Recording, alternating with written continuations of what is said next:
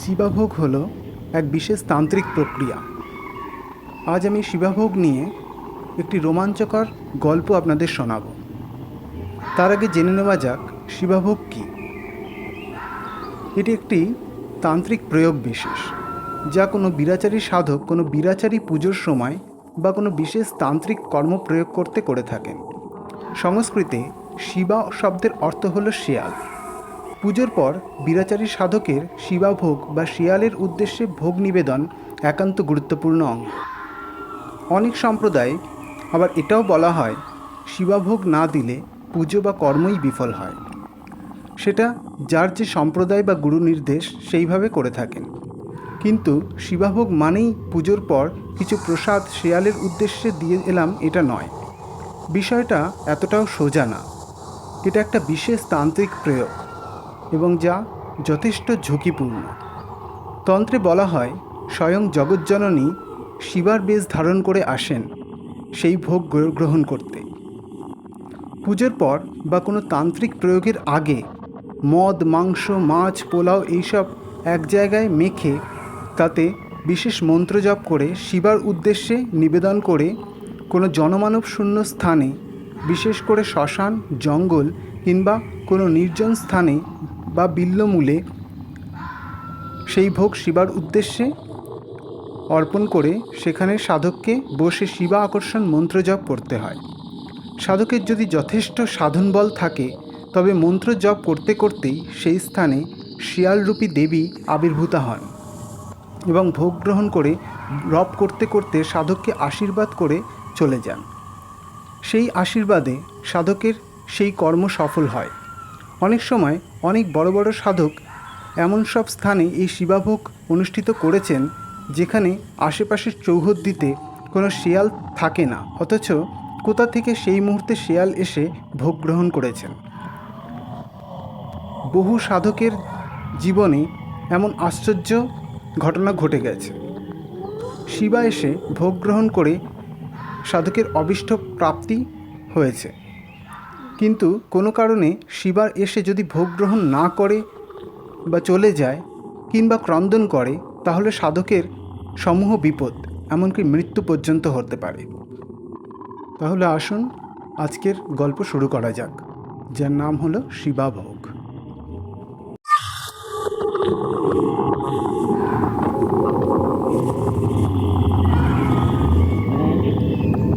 কলকাতার পাশেই ছোট্ট একটি মফস্বল গোপালপুর। একটা ছোট টাউন বলতে পারা যায়, তবে গ্রাম্য পরিবেশের আমেজটাও ভালোই পাওয়া যায়। কলকাতা থেকে প্রায় 100 কিলোমিটার দূরে গোপালপুর অবস্থিত। সময়টা ঠিক দুর্গাপুজোর আগে, শরৎকাল এসেছে। চারিদিকে পুজোর সাজো সাজো রব। এমন একটা সময়ের কোনো একদিনে সকালবেলা শঙ্করবাবু বাড়ি থেকে বেরোচ্ছেন। এমন সময় ওনার এক ক্লায়েন্ট হাওড়া থেকে এসে হাজির। শঙ্করবাবু জ্যোতিষ চর্চা করেন, সেই হিসাবে ওনার অনেক ক্লায়েন্ট আছে।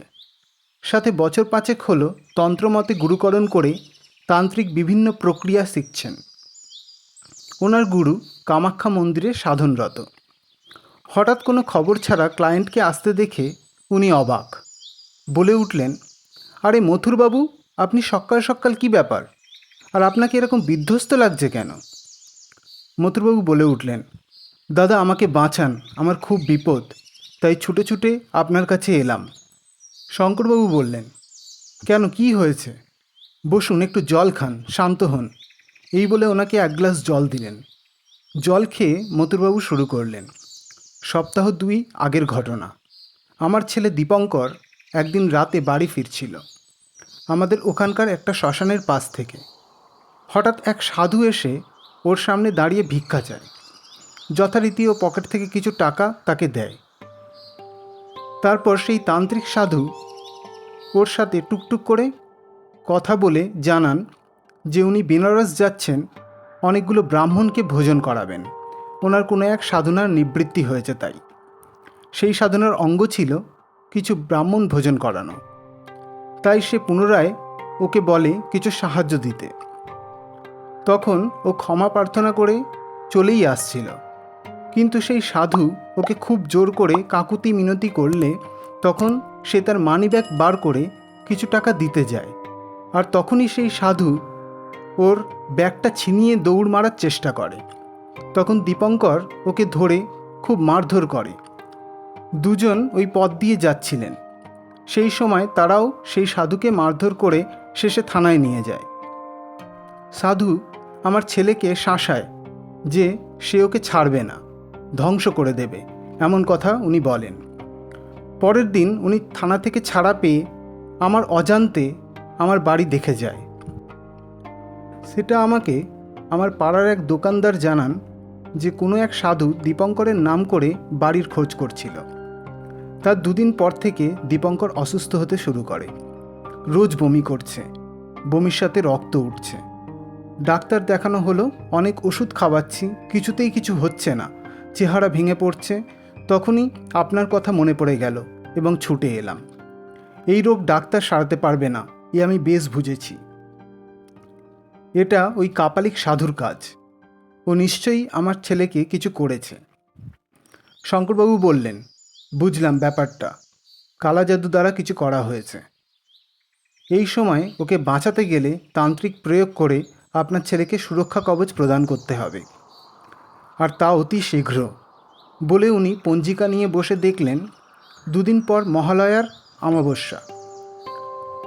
ওই দিন রাতে শ্মশানে একটা তান্ত্রিক প্রয়োগ করে আপনার ছেলেকে কবচ প্রদান করব। আপনি এক্ষুনি একটা সোনার মাদুলি এবং পুজোর জোগাড় করে দিয়ে যান। কাল আমি বাড়িতে পুজো করে ওর জন্য একটা দক্ষিণা কালিকা কবচ বানিয়ে দেব। তারপরের দিন হবে শ্মশানে তান্ত্রিক পূজা। মথুরবাবু সেই মতো ব্যবস্থা করে বাড়ি ফিরে গেলেন। পরের দিন শঙ্করবাবু পুজো করে কবচ নির্মাণ করলেন এবং পরের দিন মথুরবাবু ছেলে দীপঙ্করের উদ্দেশ্যে করা হবে সেই বিশেষ হোম। শঙ্করবাবু যথাভাবে সব জোগাড় করার জন্য এবং নিজের পারিশ্রমিক হিসাবে মোটা অঙ্কের টাকা মথুরবাবুর থেকে নিলেন। সব আয়োজন শেষ করে মহালয়ার অমাবস্যার দিন ওনার অঞ্চলের এক নির্জন শ্মশানে গভীর রাতে পূজা শুরু করলেন। নির্ঝুম শ্মশান, রাত 8-9 অবধি কিছু লোকের আনাগোনা থাকলেও তারপর শুধু কিছু সারমেয় ছাড়া কেউ থাকে না।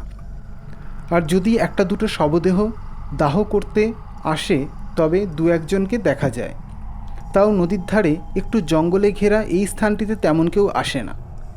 কিছু কিছু তান্ত্রিক মাঝে মাঝে এই শ্মশান তীরে গভীর রাতে তান্ত্রিক ক্রিয়াকর্ম করে থাকেন, এটা সে অঞ্চলের সবাই জানে। তাই ওই স্থানে কেউ একটা ঘেঁষে না। নদীর পাড়, পিছনে গাছপালা ভর্তি, তাই গভীর অন্ধকার। ঝিঝি পোকা ডাকছে, মাঝে মাঝে কোনো এক রাতের পাখি বিকট স্বরে ডেকে উঠছে। সেই ডাক শুনলে হৃদয় কেঁপে যাবে। নিস্তব্ধ পরিবেশ, এরকম ডাক যেন কানের গভীর দিয়ে প্রতিটা শিরা ধমনী শিরশিরিয়ে উঠছে। তার মাঝে কুকুরের চিৎকার এবং মরা পোড়ানোর গন্ধ যেন শরীরে একটা অবসাদপূর্ণ অবস্থা তৈরি করছে।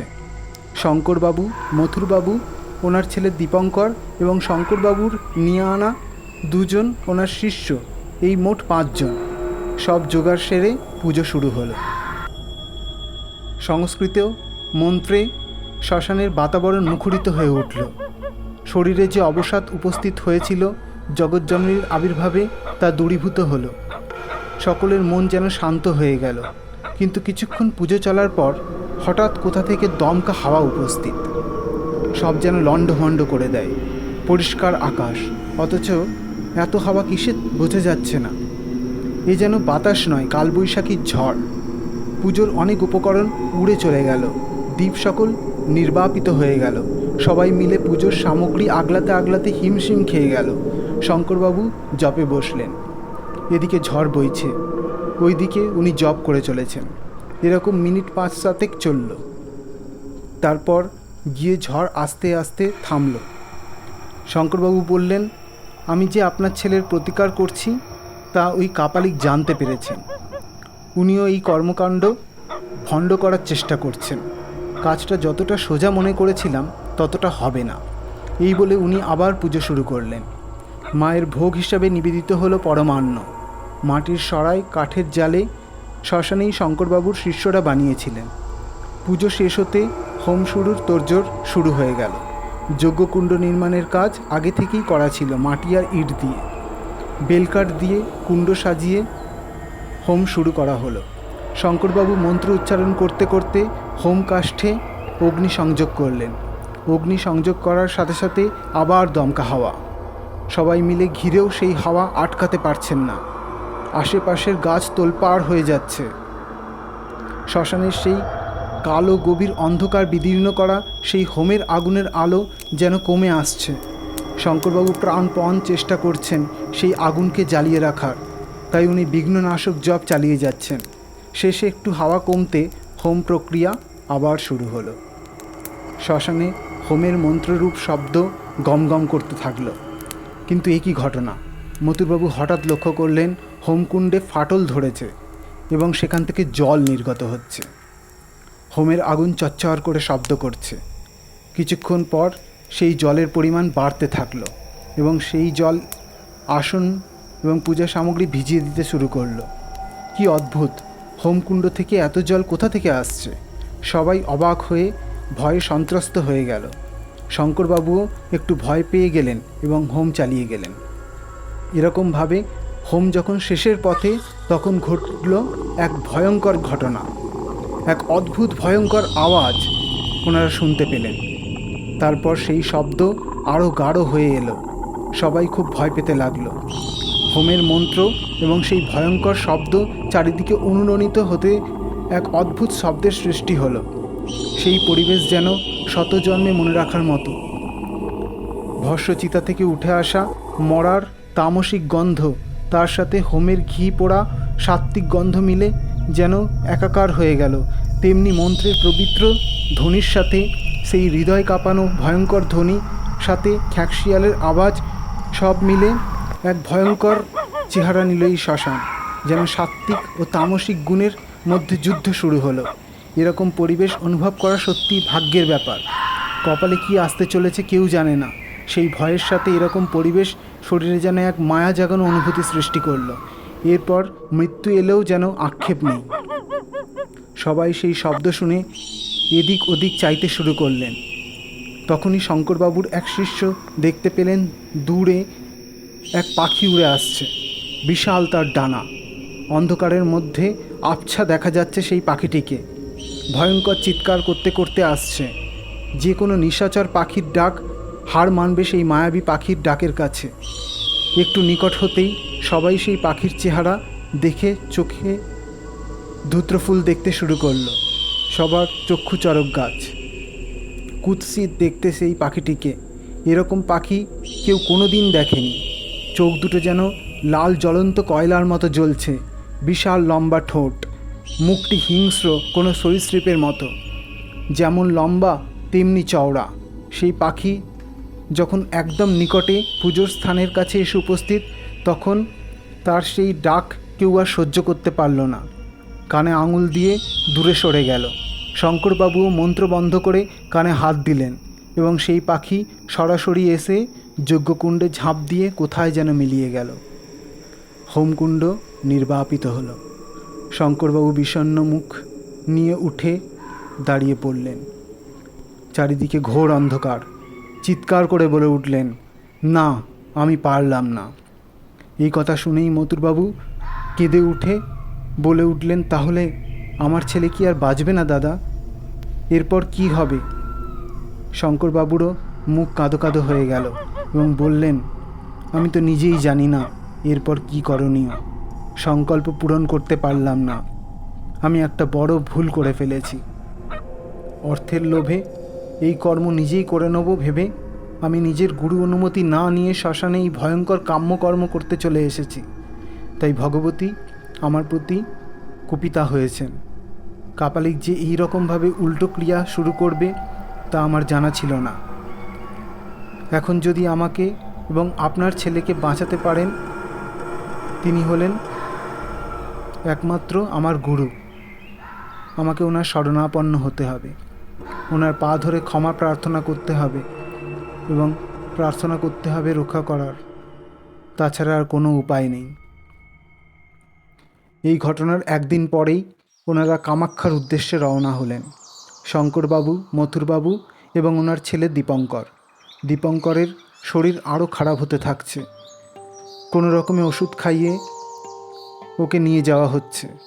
গুয়াহাটি পৌঁছে একটা গাড়ি নিয়ে সরাসরি গিয়ে উঠলেন গুরুর কাছে।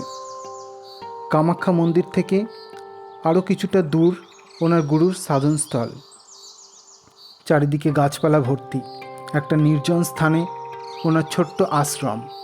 আশ্রম বলাটা ভুল হবে, একটা মাটির কুটির, খড় দেওয়া ছাউনি।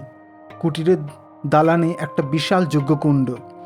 সেই হোমকুণ্ডে এখনও ধোঁয়া উঠছে।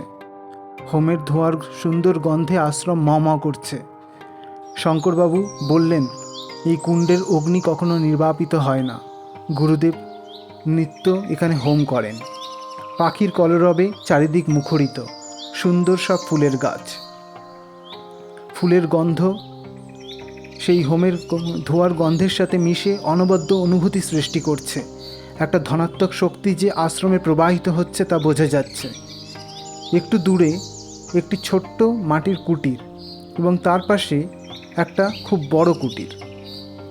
শঙ্করবাবু হাত দিয়ে দেখিয়ে বললেন, ওই বড় কুটিরে গুরুদেব ও কিছু শিষ্য বাস করেন এবং ছোট কুটিরে হলো আমার গুরুদেবের পূজিতা এবং ইষ্টদেবী মা উগ্রতারা মন্দির। সবাই মিলে ছোট্ট কুটিরে দেবী মন্দিরে প্রবেশ করলেন। শান্ত কুটির।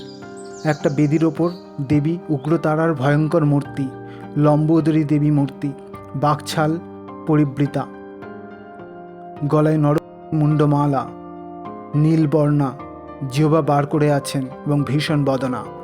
সামনে এক দিব্যকায় রক্তবস্ত্র পরিহিত সাধক মায়ের পুজো করছেন। ধূপ ধুনোর সুন্দর গন্ধে কুটির পূর্ণ। সেই ধুনোর ধূপের ধোয়ার মাঝে মায়ের সেই ভয়ঙ্কর রূপ কেমন যেন মায়াবী হয়ে উঠেছে। এর মধ্যেই সেই দিব্য ব্যক্তি মায়ের আরতি শুরু করলেন। পাশের কুটির থেকে এক শিষ্য এসে ঢাক বাজাতে শুরু করলেন। সেই মঙ্গল আরতি সকলের শরীরে শিহরণ জাগালো। মায়ের ভয়ঙ্কর উগ্র রূপের মধ্যে এক অদ্ভুত মাতৃকারুণ্য সবাই লক্ষ্য করতে থাকল। মা যে উগ্র বিপদ তারিণী তারা। সমস্ত অশুভ শক্তির কাছে উনি ভয়ঙ্করী, সন্তানের কাছে উনি মা। সেই ভাব মথুরবাবুর মনে উদয় হতেই উনি ভক্তি ভরে মাকে ডাকল এবং ওনার ছেলের এই উগ্র বিপদ থেকে কাতরভাবে উদ্ধার প্রার্থনা করলেন। কিছুক্ষণ পর আরতি সমাপ্ত হলো এবং সবাই যেন এক ঘোর থেকে বেরিয়ে এলেন। সেই দিব্য মানব সুগম্ভীর স্বরে ওনার শিষ্যকে বলে উঠলেন, আজকের মতো পুজো সমাপ্ত হলো, বিকেলে হোম হবে। এই বলে উনি উঠে দাঁড়িয়ে পিছন ঘুরে শঙ্করবাবুদের দেখে বলে উঠলেন, আরে শঙ্কর, তুমি কি খবর? সেই দিব্য পুরুষের কি সুন্দর গলার স্বর, চোখে কি অদ্ভুত জ্যোতি। মথুরবাবুর মন ভরে গেল। ওনাকে দেখেই মথুরবাবুর কেন যেন মনে হলো ওনার বিপদ কেটে যাবে এবং উনি উদ্ধারকর্তা পেয়ে গেছেন। শঙ্করবাবু ওনার চরণতলে লুটিয়ে পড়লেন এবং কাঁদতে শুরু করলেন এবং বললেন, গুরুদেব, আমার খুব বড় অপরাধ হয়ে গেছে, আমাকে ক্ষমা করুন। এই বলে কাঁদতে থাকলেন। গুরুদেব একটু হেসে বললেন, কি হয়েছে, কাঁদছিস কেন, বল আমায়। মথুরবাবু ওনার হাসি দেখে একটু অবাক হলেন এবং ওনার কেন জানি না মনে হলো উনি পুরো ঘটনাটাই জানেন। শঙ্করবাবু উঠে কাঁদতে কাঁদতে সমস্ত ঘটনা বললেন। সব শুনে গুরুদেব একটু হেসে বললেন, কি ভেবেছিলিস, আমায় বললে আমি তোর থেকে টাকার ভাগ নেব? গুরু আজ্ঞা ছাড়া কোনো কর্ম করা যায় না, এটা আমি তোদের বরাবর বলেছি। তাও এত বড় ভুল করলি কিছু টাকার জন্য, এতে তোর প্রাণ সংশয়ও হতে পারত, তুই কি জানিস? শঙ্করবাবু বললেন, আমার খুব শিক্ষা হয়েছে গুরুদেব, আর কখনো হবে না, আমায় ক্ষমা করে উদ্ধার করুন। গুরুদেব বললেন, সবই তো বুঝলাম, কিন্তু এখন তো নবরাত্রি পুজো চলছে, আমি কি করে এই কাম্যকর্ম করে এই বিপদ থেকে তোকে উদ্ধার করি বলতো? একটা সংকল্প শেষ না করে আমি আর একটা সংকল্প কি করে করব? মথুরবাবু হাত জোর করে বলে উঠলেন, বাবা, আমার ছেলেটিকে বাঁচান, না হলে ও মরে যাবে, দয়া করে একটা উপায় করুন। এই বলে উনি কাঁদতে থাকলেন। গুরুদেব একটু চিন্তা করে বললেন, হ্যাঁ, কাউকে বাঁচাতে গিয়ে যদি শাস্ত্রবিরুদ্ধ কিছু করতে হয় সেটা দোষ হয় না। আর তাছাড়া দোষ যখন আমার শিষ্য করেছে তখন গুরু হিসেবে আমাকেই সেই দোষ খণ্ডন করতে হবে, আর কোনো উপায় নেই। ঠিক আছে, তোমরা হাত মুখ ধুয়ে মায়ের প্রসাদ গ্রহণ করো, আমি পরে এসে জানাচ্ছি কি করতে হবে। এই বলে উনি পাশের কুটিরে চলে গেলেন। উনি যেতেই ওনার এক শিষ্য এসে শঙ্করবাবুকে বললেন, শঙ্করদা, তুমি এটা কি করেছ? ওই দিন রাতেই গুরুদেব সব টের পেয়েছেন। আমাদের হঠাৎ ডেকে বললেন হোমের জোগাড় করতে। ওই দিন রাতে উনি তোমাকে রক্ষা করার জন্য বিশেষ ভৈরবের হোম করে তোমায় রক্ষা করেছেন। শ্মশান ক্রিয়ায় ওই কাপালিক তোমার প্রাণহানি করত, তুমি বেঁচে এসেছো, এটা গুরুদেবের কৃপা। এটা শুনে শঙ্করবাবু কাঁদতে থাকলেন। সবাই ওনাকে শান্ত করে হাত মুখ ধুতে নিয়ে গেলেন। খানিক পর যখন ওনারা প্রসাদ গ্রহণ করছেন তখন গুরুদেব কুটিরে প্রবেশ করলেন। সবাই উঠে দাঁড়ালেন। উনি সবাইকে বসতে বললেন। গুরুদেব বললেন, শোন, যে কাপালিকের সাথে তোর ছেলের হাতাহাতি হয়েছে সে কিছু করেনি, ও বেটা ভণ্ড, ওকে কাপালিক বলাও চলে না। সে প্রতিশোধ নেবার জন্য ওর জানাশোনা এক ভয়ঙ্কর কাপালিককে দিয়ে এই কাজটি করিয়েছে। তোর ছেলের ওপর মারণ ক্রিয়া প্রয়োগ করা হয়েছে। দিনে দিনে তোর ছেলের দেহ শীর্ণ হয়ে যাবে এবং প্রাণহানি ঘটবে। কিন্তু শঙ্কর যখন তার প্রতিকার শুরু করে তখন সে উল্টো ক্রিয়া করে শঙ্করের প্রাণহানির চেষ্টা করে, কিন্তু সেটা না পেরে শেষে পক্ষীরূপী পিশাচ চালনা করে হোম পণ্ড করে দেয়। একটা কাপালিক দ্বারা সামান্য মারণ ক্রিয়ার ঘটনা এটা। সামান্য তান্ত্রিক কর্মই যথেষ্ট এর প্রতিকার হিসাবে। কিন্তু যখনই সেই প্রতিকার করা হবে তখনই সেই কাপালিক প্রত্যাঘাত করবে ভয়ঙ্করভাবে, এটা প্রমাণিত। তার ওপর গুরু অনুমতি ছাড়া শঙ্কর এই কর্ম করে দেবীকে কুপিতা করেছেন। তাই ভগবতীকে আগে প্রসন্না করে ওনার আশীর্বাদ নিয়ে এই কর্ম করতে হবে, তবেই তা সফল হবে। মথুরবাবু প্রশ্ন করলেন, কিন্তু আমরা বুঝব কী করে যে দেবী প্রসন্না হয়েছেন? গুরুদেব বললেন, বোঝা যাবে, সেই প্রক্রিয়া তন্ত্রে আছে। শঙ্করবাবু বললেন, তবে কোনো বলি দিতে হবে? গুরুদেব মাথা নেড়ে বললেন, না, শিবাভোগ অর্পণ করতে হবে। পুজোর পর শিবা বা শিয়ালের উদ্দেশ্যে ভোগ প্রদান করা হয় এবং স্বয়ং দেবী শিবার বেশে সেই ভোগ গ্রহণ করে প্রসন্না হয়ে রব করতে করতে আশীর্বাদ দিলে সাধকের অভীষ্ট প্রাপ্তি হয়। সেই শিবাভোগ অর্পণ করার পর মা প্রসন্না হয়ে শিবার বেশে তা গ্রহণ করে আশীর্বাদ করে গেলেই তবেই আমি সামান্য হোমক্রিয়া করে ওকে বাঁচাতে পারব। মথুরবাবু বলে উঠলেন, যদি শিয়াল না আসে তাহলে কি আমার ছেলে বাঁচবে না? গুরুদেব মৃদু হাসি দিয়ে বললেন, শিবা না এলে তোমার ছেলে কেন, আমিও বাঁচব কিনা জানি না, সবই ভগবতীর ইচ্ছা। এক শিষ্য বললেন, গুরুদেব তাহলে কবে করবেন? আমাদের তো শ্মশানে যেতে হবে তাহলে। গুরুদেব বললেন, না, শ্মশানে যাওয়ার দরকার নেই। এই শিবাভোগ আমি আমার এই কুটিরের বাগানেই বিল্লমূল প্রান্তে দেব এবং বিকেলে নবরাত্রি হোম হয়ে গেলে তারপর মধ্যরাতে বিশেষ হোম করে এই প্রতিকার কর্ম সমাপ্ত করব। শঙ্করবাবু বললেন, কিন্তু গুরুদেব, এখানে শিয়াল আসবে কোথা থেকে? আশেপাশে কোথাও তো শিয়ালের চিহ্ন পর্যন্ত নেই। গুরুদেব আবার হেসে বললেন, শঙ্কর, তুমি এই বুদ্ধি নিয়ে শ্মশান ক্রিয়া করতে গেছিলে? এই কর্মে শিয়াল না, স্বয়ং ভগবতী আসেন শিয়ালের রূপে। মনে ভক্তি থাকলেই বদ্ধ ঘরেও শিবারূপী দেবী আসবেন। এই বলে উঠে দাঁড়িয়ে উনি বললেন, আজ রাতেই এই কর্ম করতে হবে। আমি শিবাভোগ উৎসর্গ করে জপে বসব, যাতে ওই কাপালিক দ্বারা যে কোনো রকম উল্টো ক্রিয়া থেকে সব কিছুকে রক্ষা করতে পারি। আর আমার শিষ্য সবাই হোমক্রিয়া সম্পাদন করবে। সবাই প্রস্তুত হয়ে নিও। এই বলে গুরুদেব চলে গেলেন। বিকেলবেলা আলো থাকতে থাকতে গুরুদেব নবরাত্রির চণ্ডী হোম সমাপন করলেন। তারপর থেকে সেই বিশেষ ক্রিয়ার আয়োজন শুরু হলো। রাত্রি প্রায় 9টা বাজতে চলল। সবাই অপেক্ষা করছে বাগানে। নিস্তব্ধ অন্ধকার পরিবেশ, শুধু কিছু প্রদীপের আলো জ্বলছে। সবেমাত্র শুক্লপক্ষের তৃতীয়া, তাই জ্যোৎস্নার আলো নামমাত্র। একটু ঠান্ডা ঠান্ডা হাওয়া দিচ্ছে।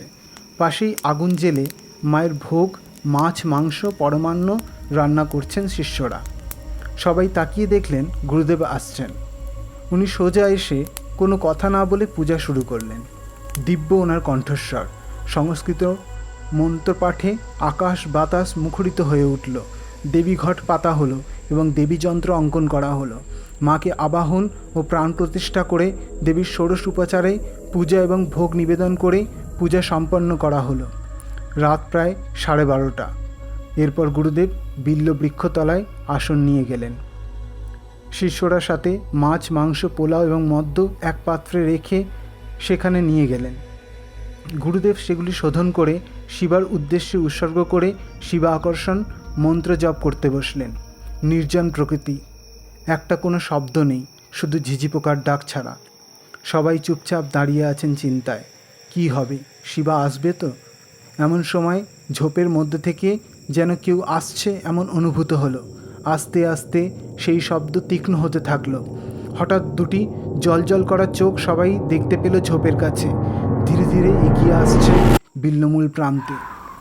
একটু কাছে আসতেই প্রদীপের আলোয় দেখা গেল এক বিশাল দেহধারী এক প্রকাণ্ড শেয়াল। চোখ দুটো জলজল করছে। নিস্তব্ধ রাতে সেই শেয়ালের নিঃশ্বাস প্রশ্বাস শোনা যাচ্ছে। গাত্রবর্ণ কিছুটা সাদা বা ধূসর হবে, অন্ধকারে পরিষ্কার বোঝা যাচ্ছে না। ধীরে ধীরে সে এগিয়ে ভোগপাত্র থেকে ভোগ খাওয়া শুরু করলো। গুরুদেব জপ সমাপ্ত করে সেই শিবারূপী দেবীকে আদর করতে লাগলেন এবং বললেন, মারে, খেয়ে নে মা, তোর সন্তানকে আশীর্বাদ কর মা, যাতে এই কর্ম করে আমি জয়ী হতে পারি এবং মানুষকে উদ্ধার করতে পারি, মানুষের কল্যাণ করতে পারি। এই বলে কাঁদতে থাকলেন। শেয়ালটি ভোগ গ্রহণ করে জলজল করা দৃষ্টিতে গুরুদেবের দিকে চাইলেন। শেয়ালটি যে খুশি হয়েছে তা সবাই বুঝতে পারলেন। এরপর শেয়ালটি গাছপালার দিকে ডাকতে ডাকতে চলে গেল। গুরুদেব উঠে বললেন, মা সন্তুষ্ট হয়েছেন, আশীর্বাদ করে গেছেন তোর ছেলেকে। এরপর কোনো শালার শক্তি নেই ওর ক্ষতি করে। দীপঙ্করকে হঠাৎ একটু সুস্থ বলে মনে হতে লাগলো। এরপর গুরুদেব জপে বসলেন এবং শিষ্যরা সেই বিশেষ মারণ খণ্ডন যজ্ঞে নিযুক্ত হলেন। যথারীতি ঝড় শুরু হলো, কিন্তু সাথে সাথেই তা মিলিয়ে গেল। যেন মনে হলো সবাই একটা সুরক্ষা বলয়ের মধ্যে আছে। হোম চলতে থাকলো। রাত্রি প্রায় 3টে। তখন হঠাৎ এক গর্জন শোনা গেল। কারোর গোঙানি মনে হতে লাগলো। চারিদিকে কেমন ধোঁয়াশা ভাব সবাই লক্ষ্য করলো এবং সেই গোঙানি বাড়তে থাকলো এবং কিছুক্ষণ পর তাও মিলিয়ে গেল। শেষে হোমকর্ম সম্পূর্ণ হলো। সেই হোমের তিলক এবং ভস্য দিয়ে কবচ জাগ্রত করে দীপঙ্করের গলায় পরিয়ে দেওয়া হলো। গুরুদেব উঠে বললেন, কাপালিক বেটা আবার পিশাচ প্রেরণ করেছিলেন হোমকর্ম আটকানোর জন্য। জগজ্জননী যেখানে এসে এই কর্মের সফলতার আশীর্বাদ দিয়ে গেছেন, সেখানে ওই কাপালিককে, যা তোর ছেলে সুস্থ হয়ে গেছে, ওই কবচ ওর গলায় সর্বক্ষণ রাখবি।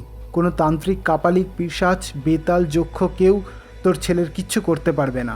সব শেষ হতে প্রায় ভোর হয়ে গেল। মথুরবাবু কিছু টাকা গুরুদেবকে দেবেন বলে শঙ্করবাবুর হাতে দিলেন। উনি বললেন, গুরুদেবকে টাকা দিয়ে অপমান করবেন না, মায়ের কৃপায় ওনার চলে যায়। আপনি বরং কাল সকালে কিছু চাল ডাল মায়ের পুজোর জন্য কিনে দিয়ে যান। পরের দিন সেই সব কিনে মথুরবাবু গুরুদেবকে প্রণাম করে বেরিয়ে পড়লেন।